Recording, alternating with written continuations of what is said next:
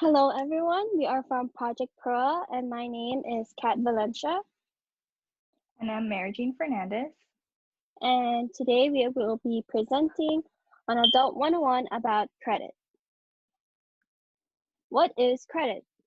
Credit can be any account or program that allows you to borrow money with the requirement that you pay it back. So why is it so important? Credit is part of your financial power. It helps you to get the things you need now, like a loan for a car or a credit card based on your promise to pay later. Working to improve your credit score helps ensure you'll qualify for loans when you need them. So how do you build credit? The first step is get a steady job. Show that this will show lenders that you can hold a job and earn money. And as you're earning money, you should budget it so that you can track where your money is going and what you're spending on. This will help you live within your financial means and also help you reach any financial goals that you have. And after, you can open a savings account and save regularly. This will show lenders that you're financially responsible. You can also open a checking account and manage it carefully. And this will also show lenders that you have experience handling money. After you open those accounts, you can get a credit card or a secured credit card. Or you can also apply for a loan and get a cosigner on a loan and pay back the loan as you agreed. Here in the CNMI, it is best to get a car loan when starting to build your credit. And as you pay for bills on time, you should also get credit for it. Common types of credit. So here are a few common types.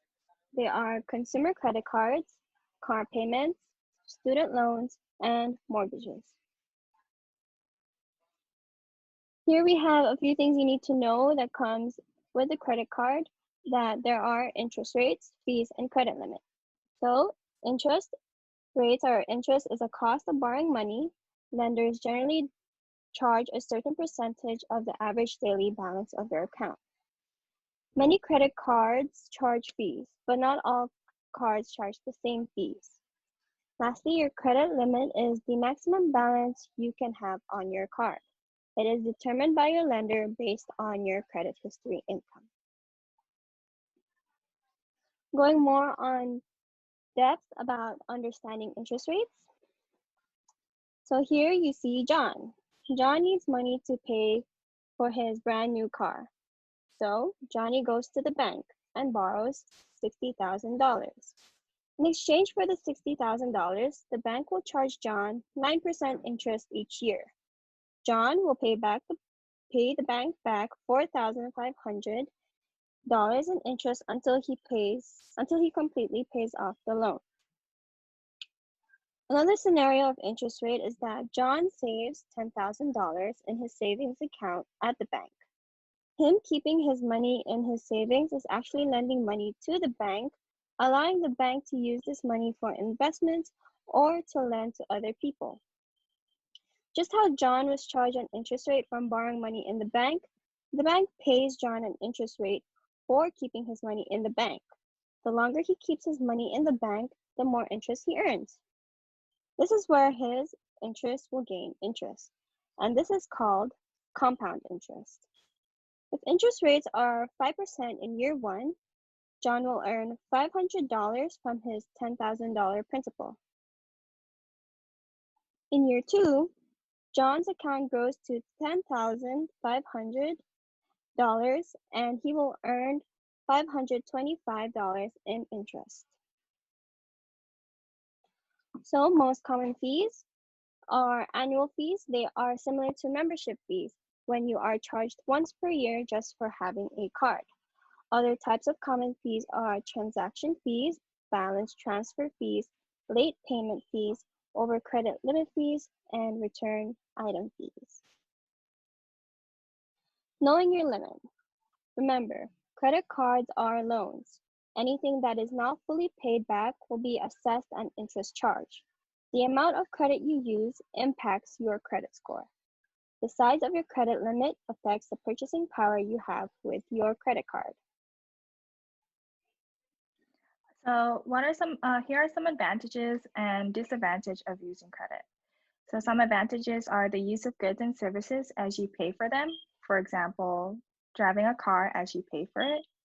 Another advantage is the opportunity to buy costly items that you might not be able to pay with cash and upfront. An example is getting a loan for your brand new car. Another advantage is a source of cash emergency or unexpected expenses. This refers to a medical emergency. And the last advantage is convenience. This means you don't have to carry huge amount of cash. Uh, some disadvantages are the reduction of future income. For example, if you're spending future income now and living beyond your income will increase your interest. Another disadvantage is expenses. This means using credit means basically spending money. Another disadvantage is increased impulse of buying may occur, meaning it's very easy to spend money you do not have. And the last is financial difficulties may arise if credit is misused.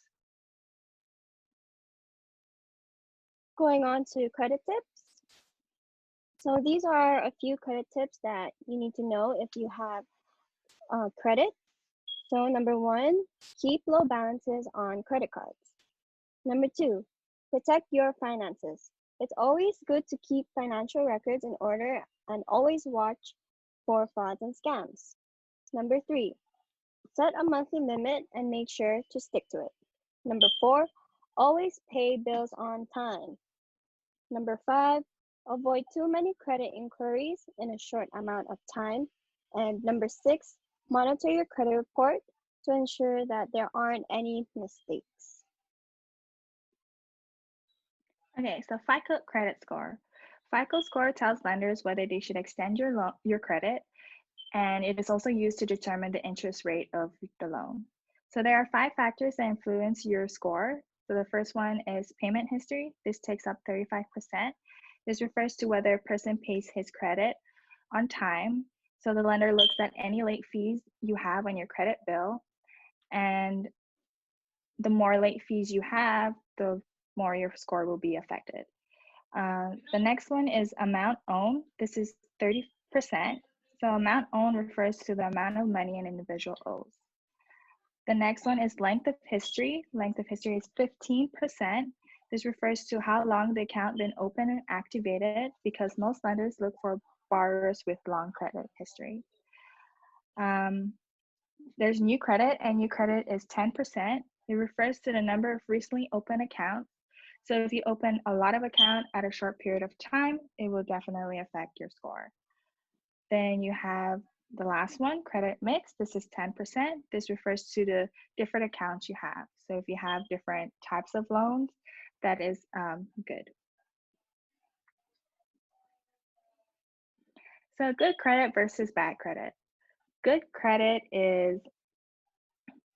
score ranges from 620 to 850.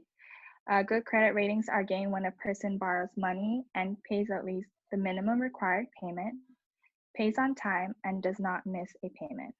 Having good credit enables you to borrow more money at a better interest rate and with no additional penalty fees. Many potential employers judge you by your credit score because it shows a person's responsibility. Bad credit score is anything lower than 620. Bad credit ratings happen when a person does not pay back the money borrowed, pays too little and or late continuously, misses payment, goes over his or her credit limit, and has too much debt. Having bad credit means difficulty in borrowing money, losing money on late fees, and credit score gradually decreasing. However, bad credit can be improved. I did additional research, and having no credit is better than bad credit because building good credit from scratch is easier than rebuilding it. And here are some apps to track your credit score. You have Credit Karma, Nerd Wallet, and My Credit Tracker. Thank you for watching. Thank you. Yes, thank you. And here are our references.